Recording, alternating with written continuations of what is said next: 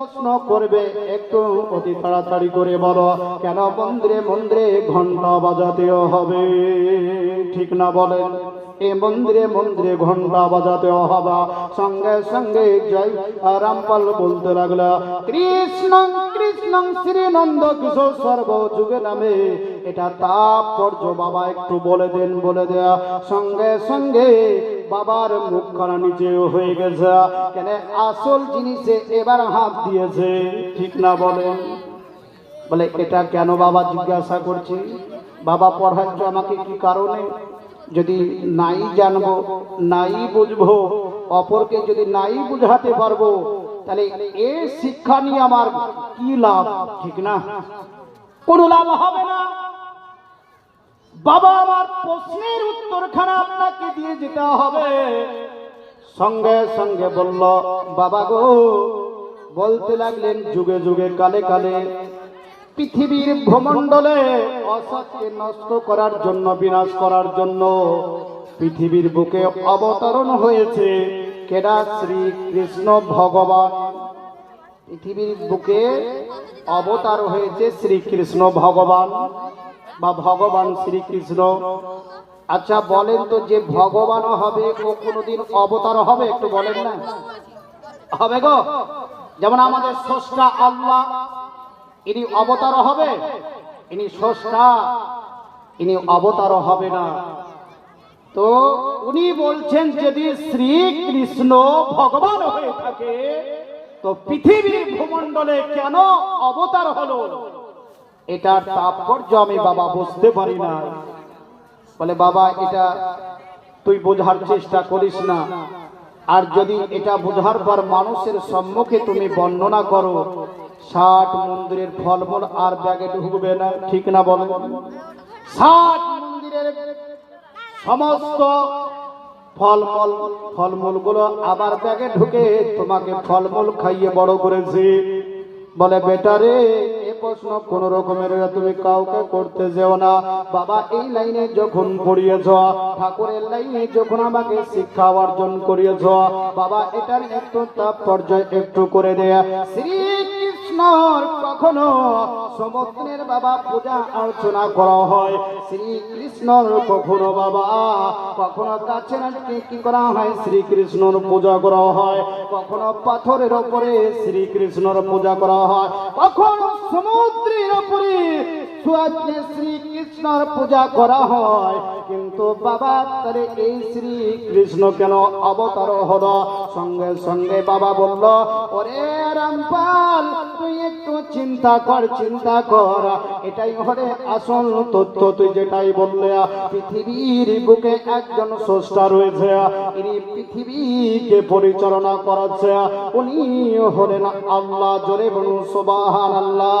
উনি অবতার হই না, উনি কি করছেন? পৃথিবীকে পরিদর্শন করিয়েছে, পৃথিবীকে চালিয়ে চালাচ্ছেন। মুজাসসামাইনা হযরত বলা, আজকে বলতে চাই, এটা পৃথিবীর বুকে এমন নবীকে আবার মহব্বত করেছে, আবার আল্লাহকে এমন মহব্বত করেছে। আবার বাবাকে প্রশ্ন করা হলো, বেদ থেকে ঈদং ইসলাম অসংকিলং ইল্লাল্লাহ। আবার প্রশ্ন করলো, বলে এটার তাৎপর্য একটু বাবা বলে দেন। বলে কি? বলে এটা আমাদের বেদের মধ্যে বলছে যে পৃথিবীর বুকে সব চাইতে সেরা যদি ধর্ম এসে থাকে তো ইসলাম ধর্ম। একটু জোরে বলে।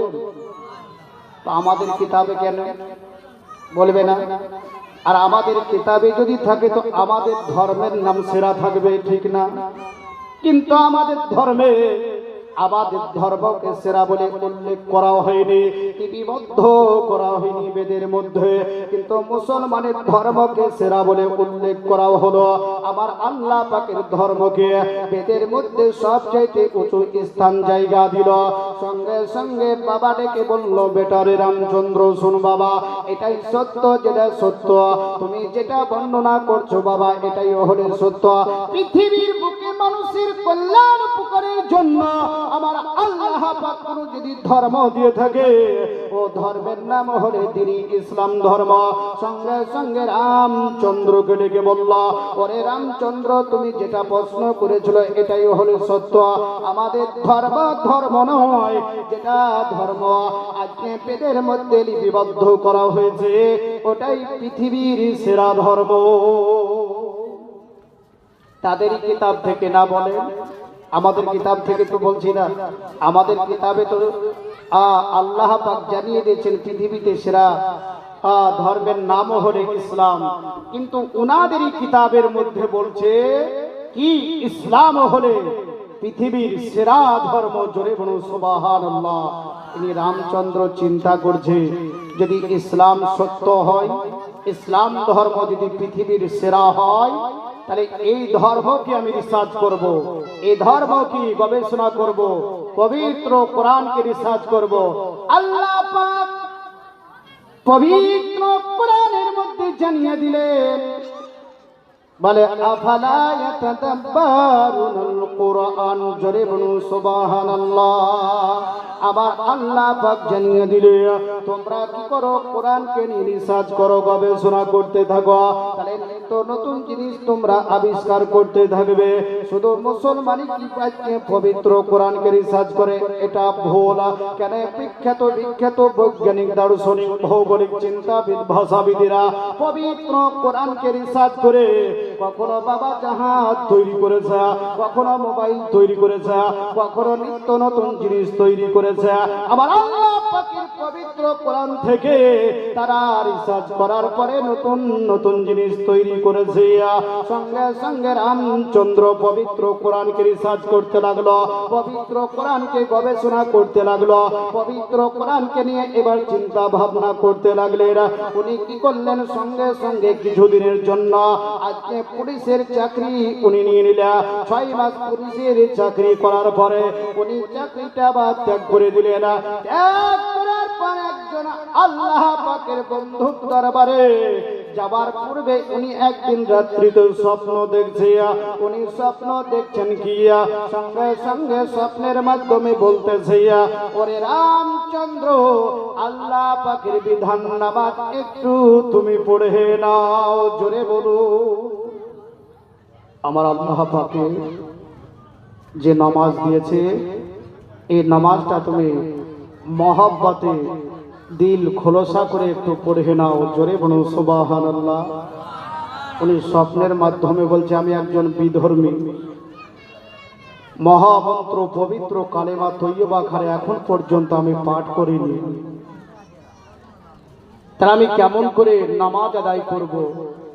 ওযু যে কিভাবে করতে হয় এটাও তো আমার জানা নাই। আছে বলেন, বেদের মধ্যে বাবা কি বলতেছে, এই ওযু সম্পর্কে বেদ জানিয়ে দিয়েছে, ওগো তোমরা সদা সর্বদা পাক পবিত্রতা অবলম্বন করো। কিন্তু তারা পাক থাকে, কখনো দাঁড়িয়ে দাঁড়িয়ে চলে না বাবা, পানি ব্যবহার করে না, ইস্তেমাল করে না। কিন্তু বেদের মধ্যে বাবা বলতেছে পাক পবিত্রতা অবলম্বন করো, কিন্তু তারা করে না। তাহলে ধর্মকে মানা হলো কি করে? ঠিক না বলেন? যদি ধর্মের কথাই যদি তোরা না মেনে চলবি, তাহলে এই ধর্মের কে নামধারী, এই ধর্ম নিয়ে কেন এই ধর্মের মধ্যে ঢুকে রয়েছ? এবং সঙ্গে সঙ্গে রামচন্দ্র বলে উঠল, আমি তো উঁচু করতে জানি না, মুখমণ্ডল আগে ধোব না, পা ধোব আজকে না হাতখানা ধোব, কোন জিনিস ধোব আমি কি খুঁজে পাই না, আমি কেমন করে নামাজ আদায় করব? আবার দ্বিতীয়বার স্বপ্ন যুগে স্বপ্ন দেখতেছে, ওরে রামচন্দ্র কি করো তুমি? আল্লাহ পাকের বিধান নামাজকে আদায় করো। এবার উনি বললেন, আমি নামাজ পড়তে জানি না, আমি পবিত্র কালেমা খানা পড়তে জানি না, আমি তো পবিত্র কালেমা পড়িনি, এখনো বেদিনও হয়ে রয়েছে। মন্দিরে মন্দিরে পূজা করেছি, মন্দিরে মন্দিরে ঘন্টা বাজিয়েছে, মন্দিরে মন্দিরে আজকে প্রসাদ বিতরণ করেছি, কখনো রামায়ণ পড়েছি, কখনো মহাভারত পড়েছি, কখনো কল্কি পুরাণ পড়েছি, কখনো চতুর্বেদ পড়েছি, কখনো সামবেদ পড়েছি, কখনো বাবা অথর্ববাদ পাঠ করেছি। আমি তো মুসলমানের ধর্মের আমি কোনো জিনিস বাবা পাঠ করিনি।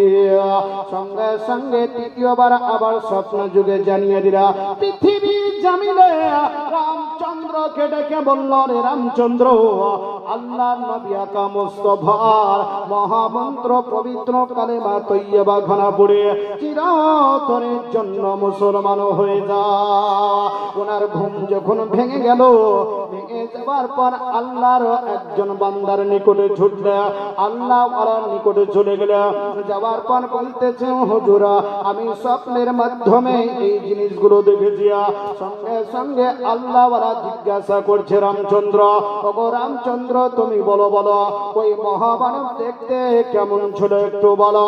সঙ্গে সঙ্গে রামচন্দ্র বলে উঠল, হুজুর এত সৌন্দর্য চেহারা আজ পর্যন্ত আমি কোনোদিন দেখিনি। ভারত যদি তন্ন তন্ন করে খোঁজা হয়, এইরকম মহামানবকে খুঁজে পাওয়া যাবে না।